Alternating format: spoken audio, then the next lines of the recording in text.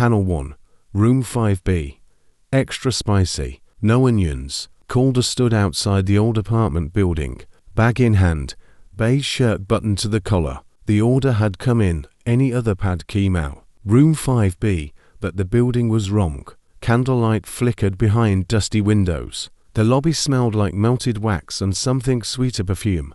Maybe. He stepped inside, boots echoing on marble, and past a vase of fresh flowers that hadn't been there yesterday. The elevator was dead. He took the stairs, each step sensing with the loathsome in his chest. The wolf inside him stirred, not with hunger, but with curiosity. Something about this place felt rehearsed. She opened the door before he could knock. Red dress, bare shoulders, eyes like she already knew his name. "You're early," she said, voice dipped in honey. Calder blinked once. Traffic was light. She smiled, slow and deliberate. "Come in.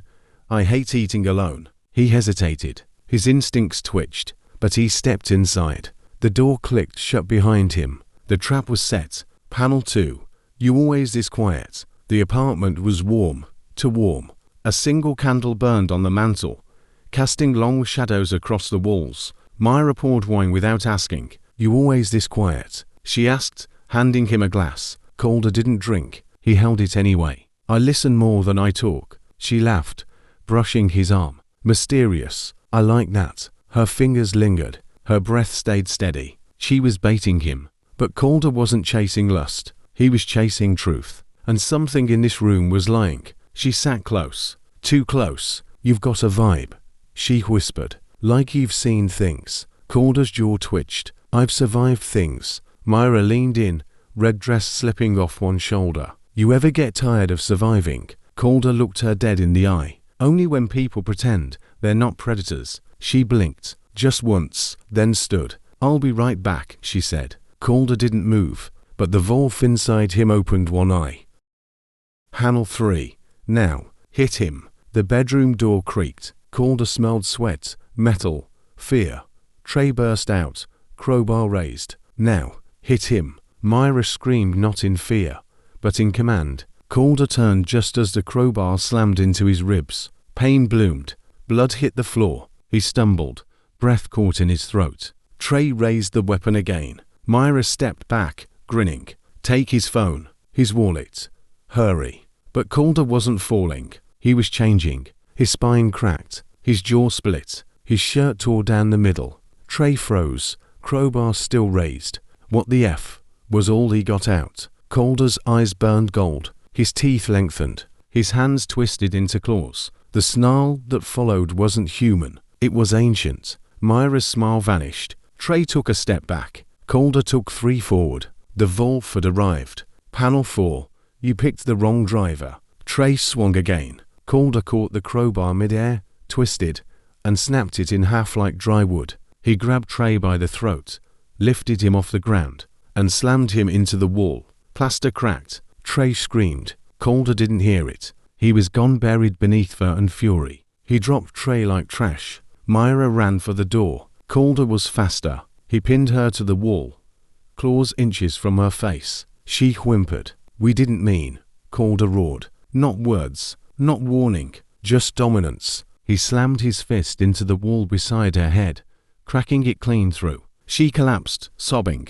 Calder crouched, inches from her face. His breath was hot. His eyes were fire. He didn't cut her. He didn't need to. She was already marked, already broken, already prey. Panel 5.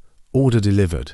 Trey groaned on the floor, arm twisted, ribs shattered. Mira curled in the corner, shaking. Calder stood between them, chest heaving, shirt shredded. The candle flickered. The food sat untouched. The room reeked of fear. Calder didn't kill. He didn't need to. He'd made his point. He turned, walked to the door, and vanished into the hallway. The app dinged in his pocket. Order delivered. Outside, the air was cold. Calder buttoned a new shirt, jaw still tight. He wasn't angry, not even hungry, but he was done pretending.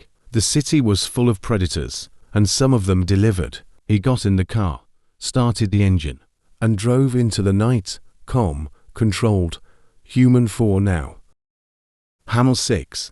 They never wore red again.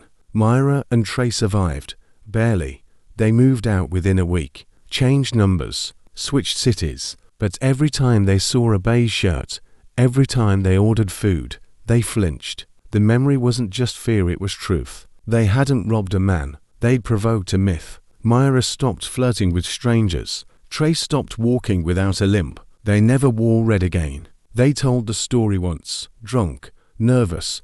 Don't mess with the quiet ones, Trey said, especially not the ones who smell like rain. Mira nodded. He wasn't human, she whispered. He was something older. They never ordered delivery again. They never forgot the snarl, the eyes, the silence. Panel 7.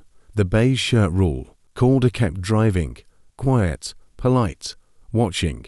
He didn't hunt humans. He hunted patterns. And when someone tried to flip the script, make prey out of the predator, he reminded them, not with death, with legend. Because in Queens, when the candlelight flickers and the delivery driver doesn't blink, you better pray you're not the one being delivered. Now, there's a rule whispered in the underground. Don't bait the beige shirt. He's not just a wolf. He's the law. He doesn't kill unless the balance demands it. But when he does, it's clean, mythic, final.